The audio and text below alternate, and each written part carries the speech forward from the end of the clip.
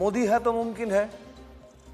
একদম অপরিকল্পিতভাবে নোটবন্দি করিয়ে উনি এটিএম এর লাইনে দাঁড় করিয়ে দিয়েছিলেন। অপরিকল্পিত লকডাউন, অক্সিজেনের লাইনে দাঁড়িয়েছিল মানুষ।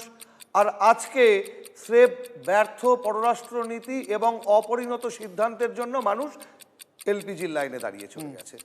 এদেশে গড়ে 6% ক্ষেত্রে বাণিজ্যিক গ্যাস ব্যবহার হয়। মাত্র 6% গড়ের বাণিজ্যিক গ্যাসকে বন্ধ করে দিয়ে কতদিন নিজের ভান্ডারে থাকা অতিরিক্ত গ্যাস সাপ্লাই করতে পারবে? এর ফলে যেটা হলো, প্রত্যক্ষভাবে এবং পরোক্ষভাবে হোটেল ব্যবসা, ফুড ব্যবসার সাথে যারা জড়িয়ে তাদের মাজা ভেঙে দেওয়া হলো, অসংগঠিত ক্ষেত্রের ওপরে আরও একবার আঘাত আনা হলো। ইরানের সাথে আমাদের বহু প্রাচীন বন্ধুত্ব, সেই বন্ধুত্বে ছেদ দিয়ে এপস্টেইন ফাইল থেকে আরও কিছু প্রকাশ হয়ে যাবে কিনা সে ভয়ে আমেরিকার দালালি করতে হলো। আর হরমুজ প্রণালী দিয়ে ইরানের সাথে ভালো সম্পর্ক থাকলে আমার তৈলবাহী গ্যাসবাহী জাহাজটা আসতে পারতো। মোদি হ্যাঁ তো মুমকিন হ্যাঁ।